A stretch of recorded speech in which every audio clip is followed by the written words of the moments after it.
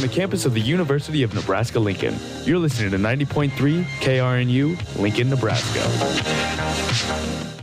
Up the floor to Trey McGowan. He'll lob it for his... On 90.3 KRNU, it's Huskers Hoops Live. You betcha! Jazz Shelley has a triple-double! Now, here's your host, Jacob Schwantz. We are back on the air, week 11 of this season of Husker basketball. Welcome back into Huskers Hoops Live. My name is Jake Schwantz. Pretty fun week in the world of Nebraska basketball. Very kind of up and down, very interesting week. Some highs and definitely some lows for Nebraska basketball. But I'm going to be breaking it all down for you on 90.3 KRNU and the Huskers Hoops Live YouTube channel. Excited to kind of get into this past week. There were some really important games on the schedule for both the men's and the women's basketball team. I actually got to witness a lot of them live and in person on the broadcast. So if anyone was tuning in on KRNU, you probably heard my voice once or twice this past week. I was working the Purdue game. I was also in the building working the Nebraska and Illinois women's basketball game. We breaking all those down, plus the two road games that we saw earlier this past week for the men's and women's basketball team as well. Just the biggest news, though, of the entire week, Nebraska men's basketball, they win just a historic game over the number one ranked team, Purdue Boilermakers. And this was quite the scene in Lincoln. There was some hype going into it. I think some people had hopeful belief as Husker fans that, you think back to last year's game, the way that, Derek Walker and Sam Griesel, Emmanuel Bandamel, a lot of those guys led Nebraska to a very close loss to the then number 4 ranked Purdue Boilermakers in Lincoln. There was some hope that maybe a repeat performance was on the way, and maybe this time it would end up with a victory. Exactly pretty much what we saw. Nebraska wins 88-72. A court-storming affair this past Tuesday night. After last week's show, I was talking with my buddy Camden, and we were on the call that night. We were kind of breaking it down. If you want to go listen back, it's on demand on the Huskers Hoops Live YouTube channel, just to gauge our thoughts on what we were expecting for that game. And it was definitely not that far off from what we were expecting. I think we expected the double teams and even sometimes the triple teams that Zach Edey faced in that game. I think we were also expecting a lot of, we had different expectations. I was thinking Nebraska would need to play fast, get as many shots as possible. And Camden was more on the other end thinking, got to play a little bit more ugly, a little bit more dirty against a team as high caliber as the Purdue Boilermakers. And it was kind of interesting the way the game was formatted, because you almost saw a little bit of both in this game, I thought. There were times where Nebraska was hot and they were hitting shots, and they were, when they'd get back on offense, very quickly they would get a shot up from the three-point line. And then there were some times where they were leaning more on the defensive side of the ball. And this was, I think, a lot more when they already had the lead built up pretty well. That's when they really hunkered down on the defense. So I thought they did a pretty good job on both ends of the floor, seen very obviously on the scoreboard with an 88-72 victory. And when I was experiencing this game on the broadcast, it really put into perspective some of the cool atmospheres that I've been able to be a part of since coming here to Nebraska. You think about some of the other ones that I've been a part of with Volleyball Day in Nebraska inside Memorial Stadium, that I think even with this, court storming affair over the number one team, biggest win in program history, I would say, I think Volleyball Day in Nebraska still takes the cake just for the significance of that day and just the amazing atmosphere with, 92,000 people all in the stadium for that volleyball match. That was a really fun experience. Obviously, the Husker football games that I've been a part of have been great, and even some basketball games just this year. I was doing the Nebraska and Creighton matchup in Lincoln. That one the atmosphere was fun for the first maybe 8 or 9 minutes of game time before Creighton kind of just ran away with it in the first half, and Baylor Shireman just decided to go off.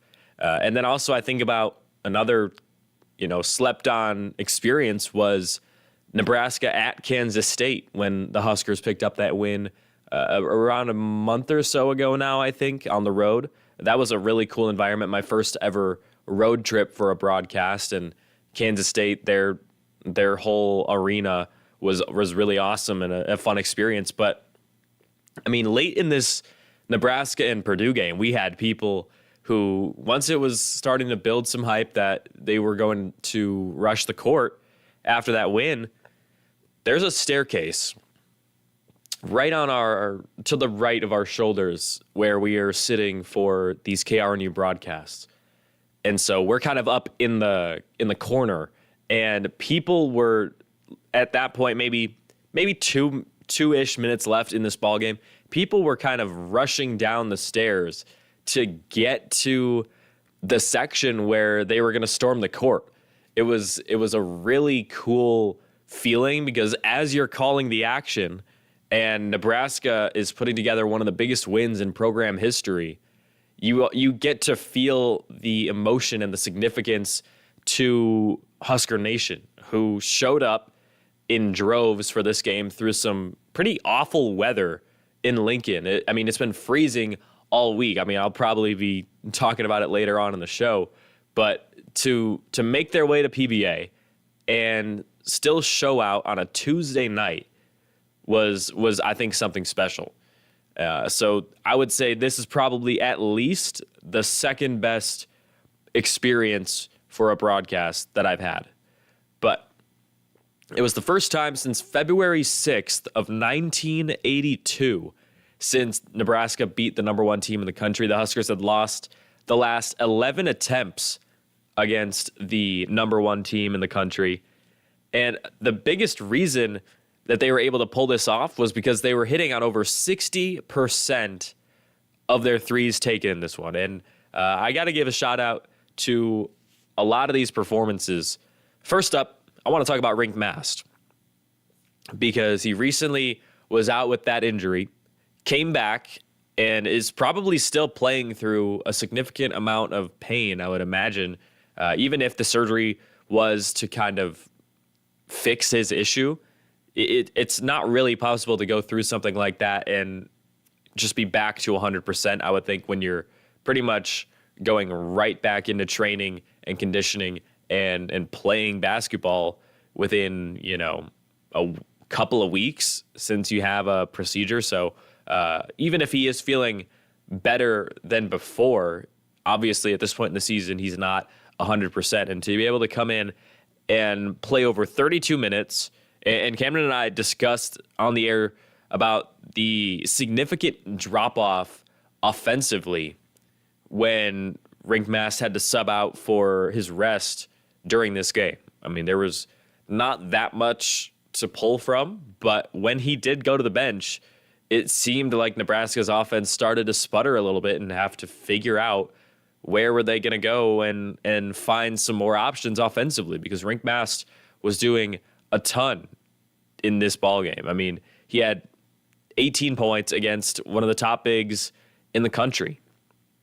He hit 2 of the 14 three-pointers in this game for Nebraska, which is kind of a crazy total to be talking about in the first place, especially when you think back to the game right after this with Iowa, which I'll break down in a little bit here on the show. Just an insane shooting night for this Huskers basketball team. Keisei Tominaga, he led Nebraska with 19 points on just 12 shots. He hit 5 of the 14 threes for the Huskers in this one.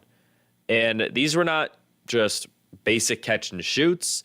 These were not all, one-on-one off the dribble.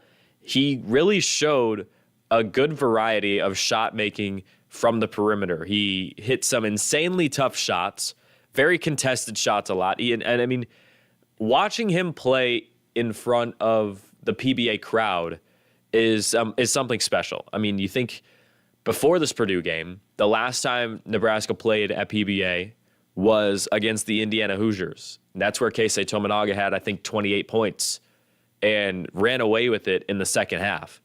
Similar thing happened in this one, where he got going and the crowd rides with the momentum of Keisei, and it almost seems like that elevates him to an even bigger level offensively. He also had 4 assists in this one, so he was moving the ball pretty decently for a shooter, a primary shooter type of ball player. So big shout out to Keisei Tominaga, massive offensive difference maker when the crowd is there to hype him up. There's really nothing else that you can say. I would love to see what he could do in a March Madness format. I think that would be really fun, because if the crowd does impact his game so much, you would think in a March Madness game, wherever Nebraska would be sent, and I know we're kind of far away from that at this point, but March will sneak up on you faster than you think. And you'd think Nebraska fans, with how little success the Huskers have had in March Madness, they're craving to finally get that first NCAA tournament victory. And you've got somebody like Keisei Tominaga, and I think Nebraska fans will show up in droves, whether it's in any of the 4 regions, if they're near Nebraska, if they're in Brooklyn, if they're in, some other town in the southeast or somewhere. Nebraska fans are going to show up, and you have to think that itself will help Keisei. But also you think about the other fans, just the casual fans who want to go see some significant college basketball games. They may not be tuning into every Nebraska basketball game, and maybe that'll be the first time they're ever seeing Keisei Tominaga in person, or the first time they're seeing him ever. And I think that's a player that would excite a lot of the casual fans in the arena. And let's say Keisei hits his first 2 shots. A lot of the fans who maybe are there to see other teams, or like I said, are just there to watch some fun one-and-done basketball, they're probably going to get hyped up. I've been to quite a few NCAA regional rounds, and a lot of times when teams come in that maybe are a little bit slept on, but they have that one player that everyone is like, wow, that's really exciting to watch, usually the crowd favors them. And so you have to think it would be Keisei playing in front of Nebraska fans, and I think that the casual fans will root for Nebraska. And then the only people that they'd be competing with are the opposing team's fan base. So I got to say, I think Keisei would be pretty fun to see in a March Madness format. But I want to keep talking about some players in this one. Bryce Williams, folks, nearly had a triple-double. 9 points, 11 rebounds, 9 assists. He also had 2 rejections, and he grabbed 2 steals. I mean, what more could you ask for someone like Bryce Williams? He is an absolute machine. Came into this game questionable on the injury list, pretty much all the way up till game time. He said after the game to the press that he was kind of limping in the morning when he got out of bed, but as he got to the court, started to feel a little bit better and decided to play in this one. And I think Nebraska needed every bit of his offensive generation in order to pick up this victory. I mean, I can't say enough about what it meant to this game for Bryce to not only play while kind of dealing with this pain and this injury, but to play this well, I think was something to behold, because you think about most college basketball players, talent-wise, are not qualified enough to legitimately play nearly 30 minutes against the number one team in the country. But Bryce Williams is definitely one of those people, just based off his performance in this past game. All right, we're going to step aside here a little bit. Still coming up, we've got a lot more breakdowns of all the games this past week, including we'll wrap up this Purdue breakdown on 90.3 KRNU and the Huskers Hoops Live YouTube channel.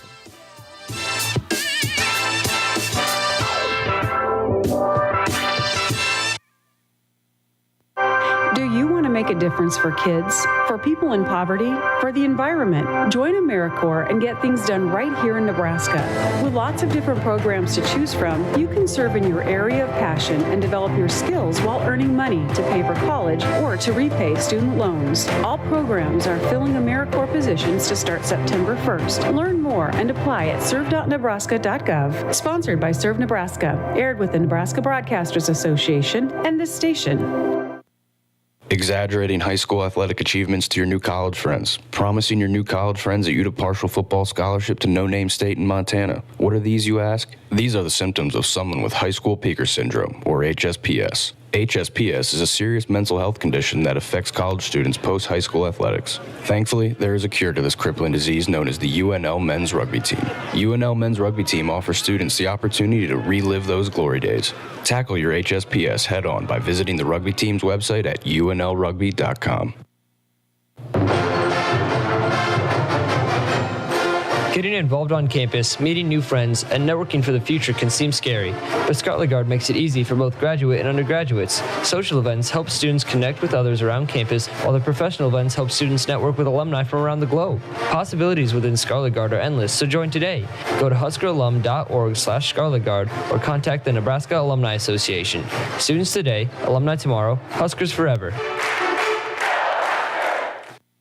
The risk of an American man developing cancer in his lifetime is a little less than 1 in 2. The risk of an American woman developing cancer in her lifetime is a little more than 1 in 3, but the death rates of cancer have been declining in men and women since the early 1990s. I relay for the support of my sister. I relay for the support of my grandfather. I relay for the support of my uncle. Keep helping those in need by participating in Relay for Life. Join us for Relay for Life at the University of Nebraska-Lincoln each year to fight back against cancer. Sign up for your community event or donate at relayforlife.org. This is Logan. What's up, everyone? Logan's been going to UNL for 4 years now. I know everything that's going on here. Logan is somewhat informed about campus events. Like the football game? And I think there's some kind of election, I think. Don't be like Logan. Pick up a copy of the Daily Nebraskan or follow them on Facebook and Twitter. Not only can you be updated with events on campus, you can read profiles on some of the most interesting people around Lincoln and get unique coverage found nowhere else. Because keeping up with the news is one of the most important things a student can do. Imagine never being able to drive, to watch TV, or even read Harry Potter. Reading is essential to our lives. City Impact Reading Center helps Lincoln Public Elementary Schools boost their students' reading scores by getting all students at or above their grade's reading level. Each week, volunteers of all ages go sit and read with students. You can help a student gain an important life skill and help change their future. If you're looking for some rewarding volunteer experiences, please visit their website at cityimpact.org. For a little extra help settling in at college, look to UNL's first-year experience and transition programs. You can receive one-on-one student coaching and tutoring to get you through that tough course, or you can attend free workshops for information on stress, money, even jobs and internships. First-year experience and transition programs will assist you with academic support or general life skills to make your experience at UNL successful. Stop by First-Year Experience and Transition Programs located at 127 Love Library South.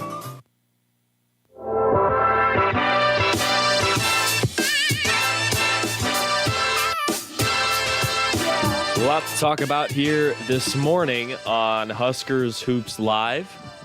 Jake Schrontz back with you. Thanks for joining me this morning on 90.3 KRNU and on the Huskers Hoops Live YouTube channel. If you want to throw in a question or a chat It's open on the YouTube channel. You just type in whatever you want. We'll try to respond to it. But continuing this breakdown of the Nebraska and Purdue game, got to give a shout out to CJ Wilcher, folks. He had 16 points off the bench, kind of further adding to this narrative that Nebraska rides with his performances a lot of the times. And sometimes when you have a bench player like CJ, who quite frankly would be starting on plenty of other programs around the country, you kind of get lucky like this, where he goes, 3 of 4 from downtown, hits some big shot, a PBA crowd when Nebraska needed them to be in it and be locked in and be on their feet and be loud and impact the game when Nebraska comes back down the other way on defense.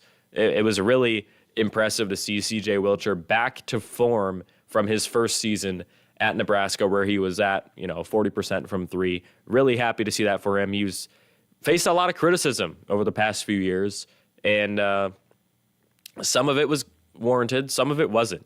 So kind of cool to see him back into what we had seen him do before, because the talent doesn't go anywhere, folks. It's just sometimes it doesn't happen on a particular night. But speaking about somebody with some talent, Sam Hoiberg, 4 of 5 shooting off the bench, 9 points.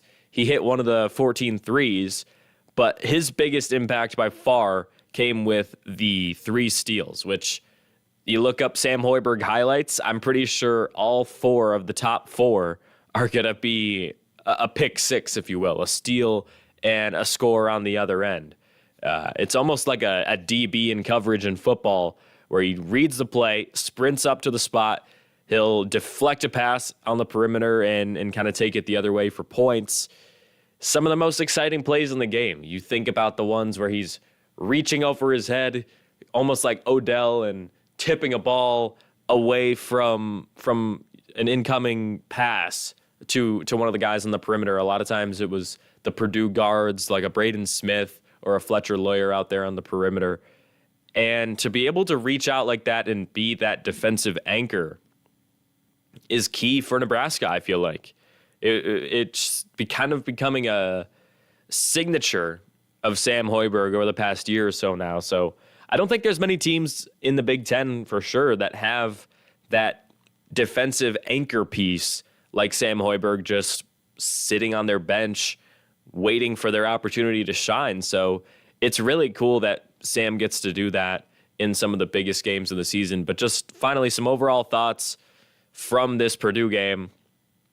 I thought Nebraska did a really good job on Zach Edey. They held him to only 15 points in the game. I think going into that game, he was, I want to say, averaging like 22 per game or something. And then you think about later on that week, he had a game where he had, I think, 30 and 20 rebounds, that is, which is just crazy. So that almost gives more credit to the performance Nebraska did against him. I think he only had 2 points at half, I want to say. So most of his damage came in the second half because he was dealing with a lot of foul trouble in the first. I think of the Bryce Williams rejection from pretty much out of nowhere near the end of the game as kind of symbolic of the day that Zach Edey was able to have against Nebraska, to be able to, still get a decent production out of him for most other players in the country. But for someone like Zach Edey, reigning National Player of the Year, you would like him to be a little bit better in some of these tight games where your team's about to lose. I also think it was awesome that Nebraska held Purdue to just 9 made shots in the first half, good for 32% from the field. It's tough to make a significant enough jump offensively in only the second half to be able to overcome a rough offensive first half enough to get a victory, if that makes sense. I think I said that correctly. I mean, you could talk about Michigan State last year in Lincoln, where it felt like they didn't miss from 3-point range in the second half, and that ended up being enough to pull off a performance like that. But that's a kind of a rarity, and even the number 1 team in the country couldn't produce enough offense in just one half to overcome Nebraska for an entire game. So, yeah, 51% from the field and 47% from three in that second half still wasn't enough to outdo a Nebraska performance that was pretty much consistent for the entire game. So, what a great win. There's not much else to say. Purdue had 5 scorers in double figures. So, looking back on this game, it's kind of crazy to think that Purdue lost by double digits and got almost blown out like this. But when only Zach Edey of those 5 double-figure scorers is over 50% from the field, that kind of just shows you the inefficient night and the difficult offensive night that Purdue was working through. So after a big win like that, historic win, a lot of fans were expecting Nebraska to just head into Iowa City and take down the Hawkeyes, no problem. That's not what happened. Nebraska ran into quite a wall at Iowa as they lose most of the momentum built after that win, 94-76 on this past Friday. 4 double-digit scores for Nebraska. They got 9 points from Juwan Gary, and even that just quite frankly wasn't close to getting Nebraska ahead on the scoreboard. They gave up double-digit scoring to 5 of the starters, all 5 starters, and also their 6th man that day was Josh Dix, who really went off. I mean, the Hawkeyes got 22 points and 10 rebounds from Owen Freeman. They got another double-double from Peyton Sanford. He had 19 points and 10 rebounds. He hit 5 threes as well, which tied Josh Dix with 5 threes on the bench. So 2 guys alone hit 10 threes. And that's really where the X factor was in this ball game. You think of the low spot for Nebraska. They follow up that elite 60+% from 3-point range against Purdue. They follow that up with a 4 for 26 day from downtown. So they always say it.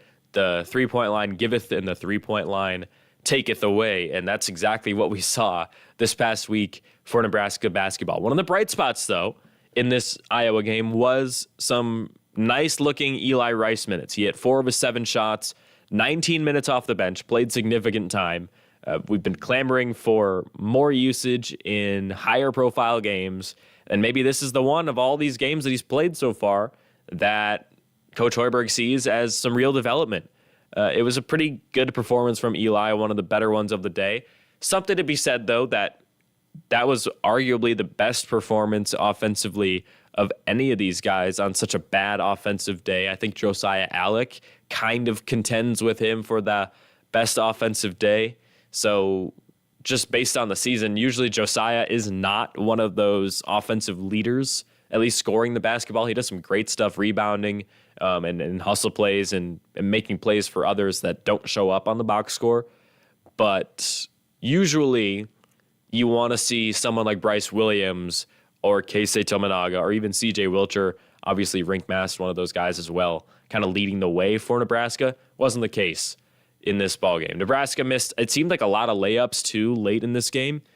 And that kind of led to Iowa to get some fast breaks. And then they were just making Nebraska pay with some 3-pointers. I was going through the numbers. So you've got 4 threes for Nebraska, 15 from Iowa. And right there, that's a 45-point to 12-point differential on the 3-point line. And I'd like to say that this is something that just cannot happen, but sometimes you just catch teams like this on a night that's just their night. I'm sure that's pretty much exactly what Purdue was feeling when they lost to Nebraska on Tuesday. So, just some overall thoughts on the week before we wrap up this segment real quick. Very up and down week, highs and lows, but I think the hype for the win against Purdue is a little bit more significant than the low and just the disappointment from losing to Iowa. I know that's a rivalry in Nebraska. Iowa isn't a great team record-wise right now, but they played great on that night. So you have to continue to ride it out. It's a long season. These ups and downs are going to continue to happen we'll see if they can return into some of their winning ways with a win tomorrow over Rutgers, and then follow it up with a return to form against a tough Northwestern team this weekend back at home. We're going to step aside, though, again, here on Huskers Hoops Live. Come back and break down some of these women's basketball games from the past week. Some pretty high and low affairs in that one as well. So going to be fun to break that down here on 90.3 KRNU in the Huskers Hoops Live YouTube channel.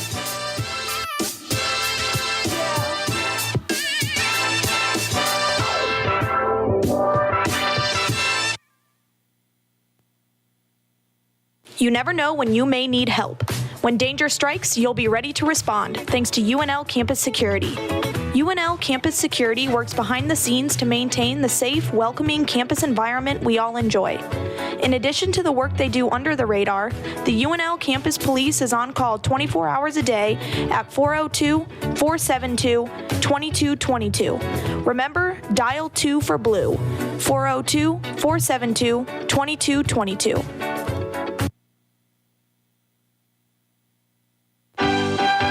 What are you still doing with all those old t-shirts that don't even fit anymore? Why not get rid of them by donating them to Goodwill of Lincoln? Goodwill of Lincoln is a not-for-profit organization that takes nearly any household item and item of clothing.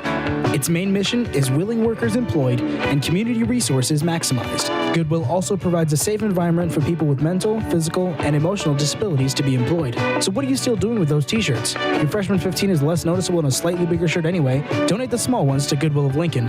To contact Goodwill of Lincoln, go to lincolngoodwill.org. Some students cannot afford to wash clothing or bedding. Some also have trouble paying for food over the course of a semester. UNL offers a pantry service to help these students in need. The pantry, also called Open Shelf, offers hygiene products, laundry detergent, and non-perishable foods. Open Shelf is open to all UNL students, and use of this service will remain confidential. Open Shelf is housed on the second floor of the Lutheran Center. It is open 8:30 to 10:30 a.m. Mondays and 2 to 5 p.m. Fridays. For more information on Open Shelf, visit openshelf.unl.edu. This is Logan. What's up, everyone? Logan's been going to UNL for 4 years now. I know everything that's going on here. Logan is somewhat informed about campus events. Like the football game, and I think there's some kind of election, I think. Don't be like Logan. Pick up a copy of the Daily Nebraskan or follow them on Facebook and Twitter. Not only can you be updated with events on campus, you can read profiles on some of the most interesting people around Lincoln and get unique coverage found nowhere else, because keeping up with the news is one of the most important things a student can do.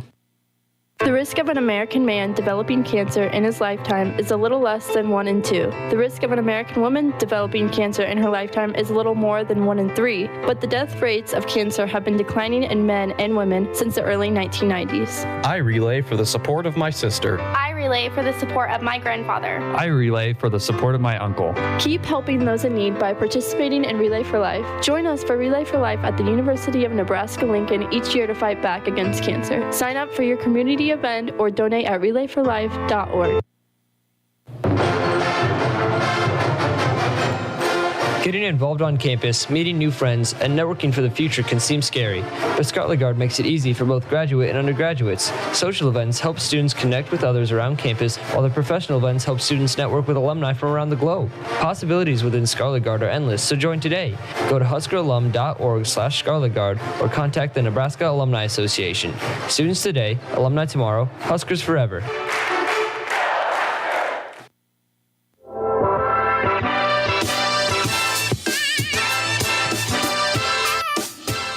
It is freezing in Lincoln. Literally, I have it on the screen in front of me. The estimated temperature is in the negatives, folks, and it's not just in Lincoln. It is pretty much everywhere. And it was a crazy, crazy weekend. Had some freezing weather, had some thermostat trouble at the apartment. I'm sure a ton of people around the country dealing with the same things, power outages as well. So hopefully everyone's staying safe with some of this crazy weather going around here in the winter months in the United States. But still fun to be back with you on Huskers Hoops Live. Let's break down some of this women's basketball now for Nebraska, because they had some interesting things happen this week, starting off with a very defensive-focused game featuring two teams that are kind of struggling from beyond the arc this season. I'm talking about Nebraska and Illinois. The Huskers won this one 56-48 in a very close game that was drawn close. A lot of the reason due to the fourth quarter performance for Nebraska. We'll break it all down here. I was on the call for this one as well. The Huskers get 17 and 4 3-pointers made from Jazz Shelley, 14 points from Markowski along with her 15 rebounds. Yet another double-double on the season for her. She leads the Big Ten still in rebounding per game. That was something she was at 1 or 2 pretty much all of last year. And so kind of cool to see her be this dominant of a glass cleaner, not only in the Big Ten, but probably in the country as well. You think about one of the better women's basketball conferences. That's what the Big Ten is. So for Alexis Markowski to dominate on the glass like she does night after night in the Big Ten, I would say puts her in a pretty special class on the glass around the nation. But Nebraska held Illinois to just one double-digit scorer, that being Brinshu Pill, who really got going late in the game. She hit 4 of the 9 made threes for Illinois in that one, was kind of leading a run where Nebraska almost gave up the lead in the fourth quarter. This was obviously due to the fact, if you guys didn't see, Nebraska only scored 7 points in the fourth quarter and had, I think it was just 2 points on the board for a majority of that final period. And I think those were 2 from the free throw line, if I'm not mistaken. I've worked a lot of basketball games this week. You'll have to bear with me here, but very strange finish to this game. Nebraska luckily only had to manage 9 points in the fourth quarter for Illinois. So kind of lucky that this was a rough offensive performance for the opposing team if you're a Husker fan. So, kind of an unusual day as well from Natalie Potts. She's usually relied upon as one of the more efficient forwards on this Nebraska team. Went 3 for 10 from the field with 4 fouls. Kind of silenced, unfortunately, in this game. Very luckily, though, for Illinois, I would have to say, because it would have probably been a blowout, quite frankly, based on how Illinois played, if Natalie Potts was able to hit at her usual rate from the field that all these Husker fans know that she can do so far in her freshman season. Biggest difference, though, in this game by far was the rebounding. It was a huge advantage for Nebraska. I mean, they went on the glass 45-29 as a team. Somehow, though, looking back on these numbers, they only led they only led to 4 second chance points for Nebraska. Definitely kind of an odd sight. Usually when you dominate on the glass like that, you're thinking, a lot of that has to do with some offensive rebounding and getting some other chances at the rim, maybe some tip-ins or, kick back out and reset the possession, get a better shot. Somehow, though, that really wasn't the case. I want to quickly look back at some of the performances defensively for Nebraska, because in a game like this, it's easy to think that, Illinois just played bad or, they're just not good, which is not the case. I think Illinois is actually, talent-wise, a pretty good team. They're just off to quite a slow start in this 2023-24 season, because you think back to the way they turned their program around in pretty much just 1 year, last year under head coach Shauna Green. There were some players, like you think about Genesis Bryant and Makira Cook, 2 of the best guards for Illinois. And obviously you've got Adalia McKenzie in there, Kendall Bostic, one of the best rebounders in the Big Ten. Those 4 really made up kind of that fearsome 4 for Illinois. Nebraska lost to Illinois in Lincoln last year. I was working that game as well. And that was a game that Nebraska kind of blew it in the end, and Illinois made a comeback to get a really significant win for them in that season. Almost happened again this past week, where Illinois tried to make that late push in a close game, And luckily for Nebraska, they just didn't have enough offense that night in order to do it. They went 1 for 8 from three-point range in the fourth quarter alone. They went 6 of 23 from the field in the second half. Really rough shooting night for the Illini, and the Nebraska defense came through in a huge way. And I talked about that top 4 for Illinois in this ballgame. You look at their box score, they only combined for 26 points. I know that's almost half or at least half of what the team scored, but on any other night where Illinois has an average scoring night, you would expect their top 4 players to combine for more than 26 points. You break that down, that's only about 6 points-ish, a little bit more, maybe 7 on average for those top 4 players. We know that all 4 of those top players can go for double digits, but it just was not their night. Still a very entertaining game, though, because I actually thought the crowd for Nebraska and Illinois was pretty impressive. I've seen some of these other crowds for women's basketball and on the road games or some of these just other Big Ten conference game matchups that they have on TV. I don't think as impressive as what we saw inside PBA so far all year, but really in this game. It was pretty fun to see the fans come out again. The weather has been awful in Nebraska. It's been freezing. The roads are disgusting. They're just ice everywhere. Very difficult to travel on, and the fans still show up on a Thursday night last week to watch Nebraska take down Illinois. Some hype going into the next game at Minnesota, though.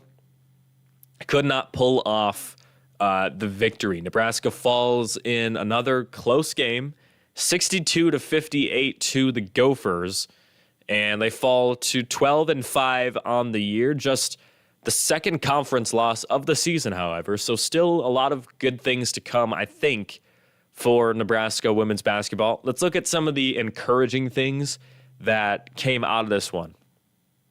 Alexis Markowski still remained dominant. 17 points, 14 rebounds. At this point, it's an automatic double-double. She's going to get her rebounds. She's going to score. There's not much that other teams can do about it. Something that doesn't happen as much, though, are Callan Hake clutch buckets. She got an opportunity late in this Minnesota game and really did well for herself. She had, you think back to the final 2 minutes of that basketball game. Callan Hake scores 5 points in about 40-ish seconds left in a game. And before this 5-0 run that was just by Callan Hake, Nebraska was down 59-53. I'm sure at this point on the road, Minnesota had a great crowd as well.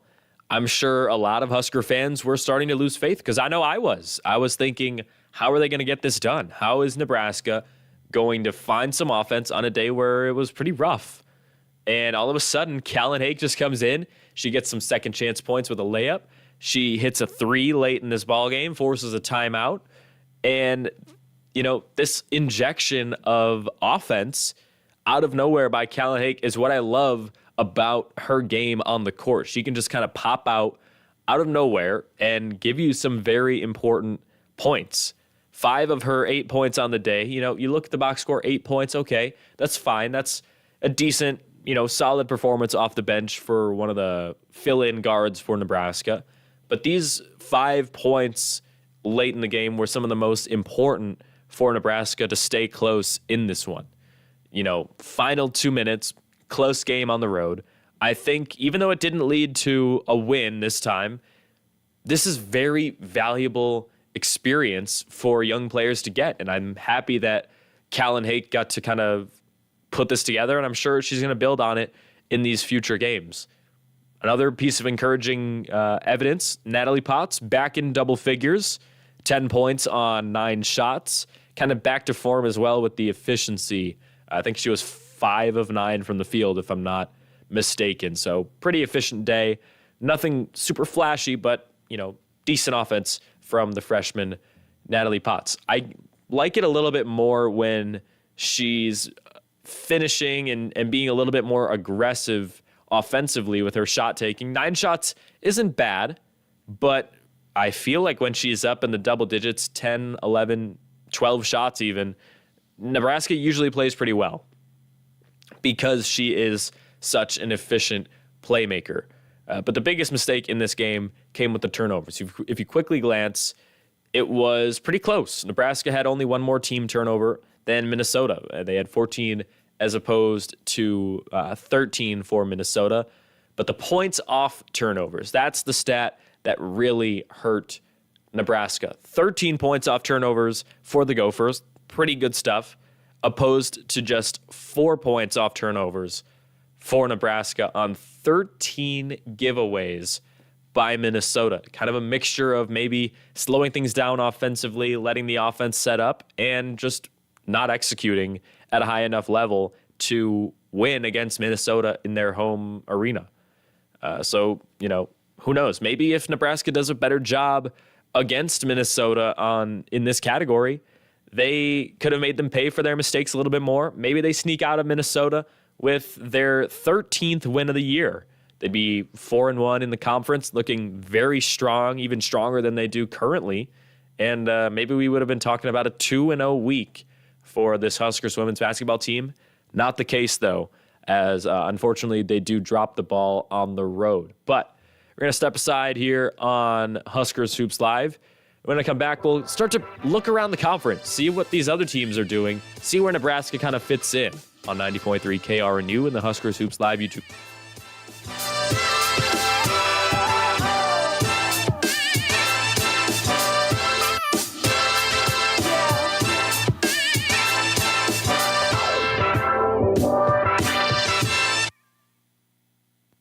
Exaggerating high school athletic achievements to your new college friends. Promising your new college friends that you'd a partial football scholarship to no-name state in Montana. What are these, you ask? These are the symptoms of someone with high school peaker syndrome, or HSPS. HSPS is a serious mental health condition that affects college students post-high school athletics. Thankfully, there is a cure to this crippling disease known as the UNL men's rugby team. UNL men's rugby team offers students the opportunity to relive those glory days. Tackle your HSPS head-on by visiting the rugby team's website at unlrugby.com. Imagine what it would be like to live in a different country for a month, a couple months, or even a year. You may think, I don't have money for that. Or, it won't fit into my 4-year college plan. But the Education Abroad office at UNL wants you to know an education abroad is possible for anyone. There are over 400 scholarships to help fund your trip and an advising staff ready to assist with all the planning. So set up your advising session today.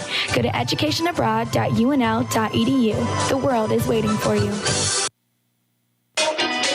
Loving Nebraska has never been easier. Spread your Husker pride with more than a flag waving in the yard on a fall Saturday. Join the Nebraska Alumni Association and spread that Husker power. Membership costs less than $1 a week, and recent graduates get a discount. So if you are ready to continue your support and remain a part of the Sea of Red, visit huskeralum.org to learn more and to continue cheering on your Nebraska Cornhuskers. Again, that's huskeralum.org.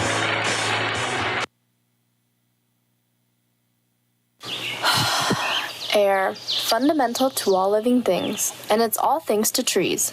Not only do trees supply oxygen, they also provide homes to wildlife, filter water, and let's not forget their natural beauty.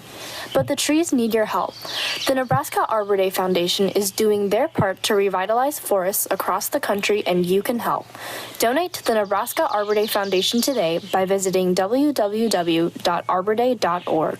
Be that breath of fresh air and ensure forests live on for future generations. Do you want to make a difference for kids, for people in poverty, for the environment? Join AmeriCorps and get things done right here in Nebraska. With lots of different programs to choose from, you can serve in your area of passion and develop your skills while earning money to pay for college or to repay student loans. All programs are filling AmeriCorps positions to start September 1st. Learn more and apply at serve.nebraska.gov. Sponsored by Serve Nebraska. Aired with the Nebraska Broadcasters Association and this station. What do you you still doing with all those old t-shirts that don't even fit anymore? Why not get rid of them by donating them to Goodwill of Lincoln? Goodwill of Lincoln is a not-for-profit organization that takes nearly any household item and item of clothing.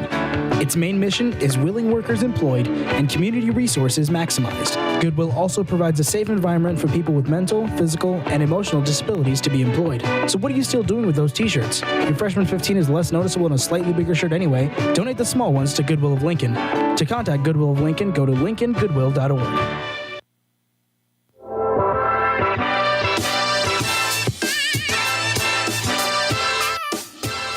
Jake Schrontz back with you for the final few segments on this week of Huskers Hoops Live. Every Tuesday morning, 8 to 9 a.m. Central Time.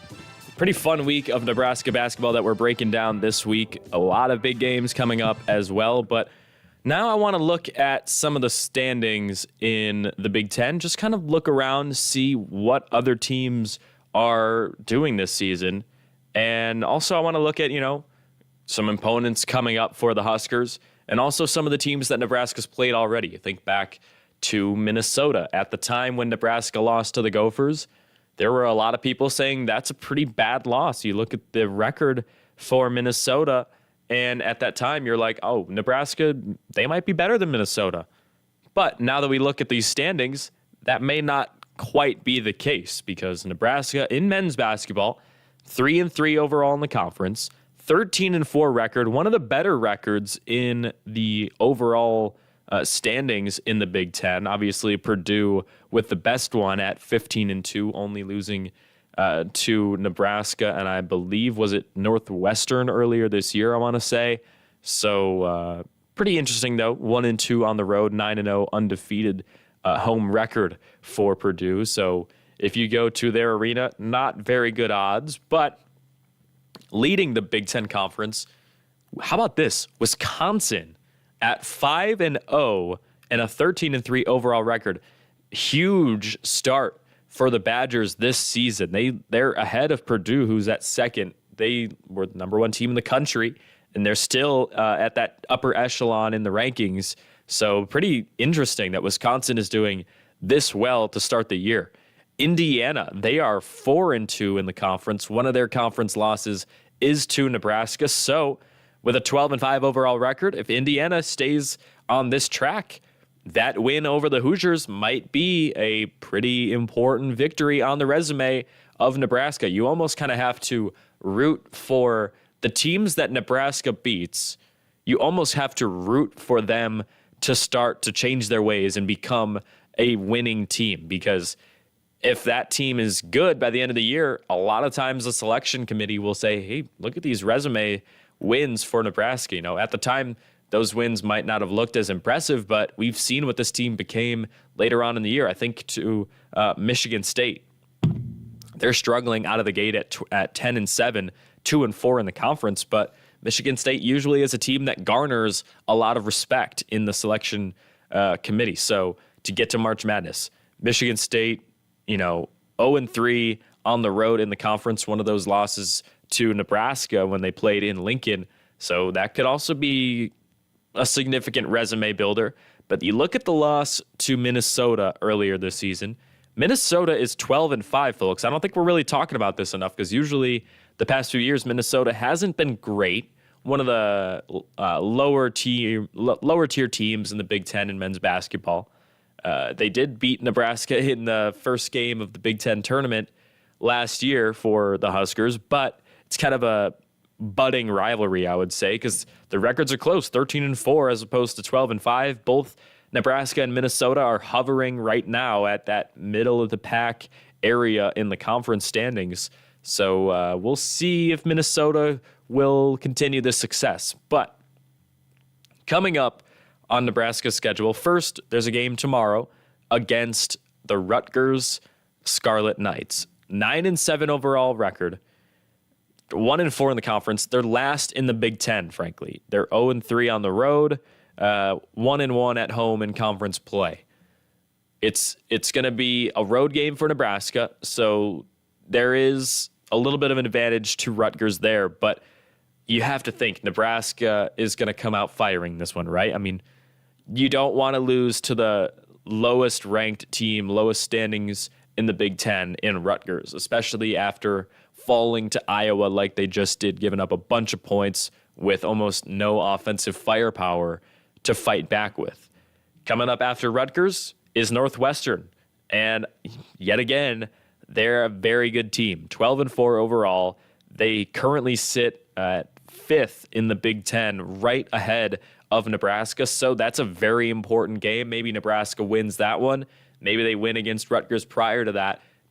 Maybe they jump Northwestern and they're in that top 5 standing in the Big Ten, because the way the Big Ten is played this year in men's basketball, I think the Huskers are going to need to finish as at least top 6, hopefully top 5 if they want to get into the postseason, because there's going to be a lot of people clamoring that it was a down year for the Big Ten, but there's no way you can hold that many Big Ten teams out. I mean, just they're one of the better conferences in college basketball. So I think if Nebraska's in that top half, upper echelon of the Big Ten, could do a lot for Coach Hoiberg's squad to get into the postseason. Let's look at the women's standings now, because it's pretty interesting. Iowa, they're 17-1 overall, 6-0 in the conference. They're not going anywhere. One of the best teams in the country. They lead the Big Ten.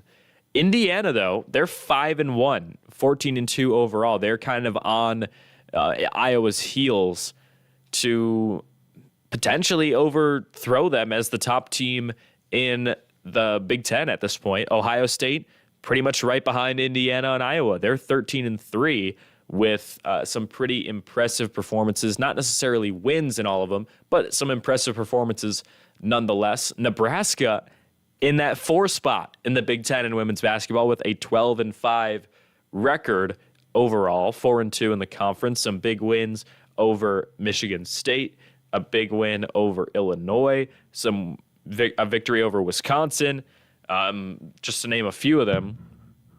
And also Maryland as kind of rounding out those 4 conference wins. But tomorrow, and I've got the prep sheet in front of me here that I'll be filling in all day with a bunch of notes on all these different players. Nebraska hosts Michigan in a major conference game. I'll be on the call for that one on Big Ten Plus if you want to tune in. Michigan is, let me count it out here, 1, 2, 3, 4, 5, 6th in the Big Ten right now, tied in conference play with Minnesota and Maryland, but they have a pretty good record, 12-5, and I would say their most significant win of the year so far has been over Ohio State, their rival. Their only conference loss of the season came against the Wolverines. And if you know anything about Ohio State, they have so much talent up and down that roster, led by J.C. Sheldon, who's probably, if she decides to go this route, will be a first-round pick in the WNBA draft coming up this season. I think I saw a stat a couple days ago, or maybe it was yesterday, where she has more 30-point games, or she's coming up on as many 30-point games just this season as she's had over the past, I think it was 3 years. So she has really broken out this season for the Buckeyes. And I think if Michigan can get it done against them, I know they haven't followed that up with as many significant wins right after that, but that game specifically showed what Michigan is capable of. You've got Lauren Hansen and Layla Filia specifically leading the way kind of offensively for the Maize and Blue. But there's another big game coming up after the Michigan game, and right after that, the Huskers are playing against Penn State in women's basketball. Penn State, 2-3 in the conference, 11-5 overall. Solid start for the Nittany Lions, but conference play is always so tough, and it hasn't been a great start in that direction, but a chance this week to potentially get to that 500 record or better in conference play for Penn State. Maybe they take a jump and try to head into the upper echelon of the Big Ten. Huskers obviously looking to avoid anything like that coming up this weekend against Penn State. But that is going to do it for this week of Huskers Hoops Live. A lot of talking on this one. I wish I could bring some more interviews to you guys, but with it being kind of in between semesters, it's just kind of a weird time around here. So thanks for joining me this morning. We'll be back every morning this basketball season, 8 to 9 a.m. Central Time, continuing to break down this very interesting and fun Nebraska basketball season. Started to gain some national attention for one of the few times in what I can remember since I've come to Nebraska. Usually the Huskers don't get this level of recognition. We're starting to get posted on socials on these big accounts, and it's because we're doing some good things in basketball. So with that being said, go Big Red.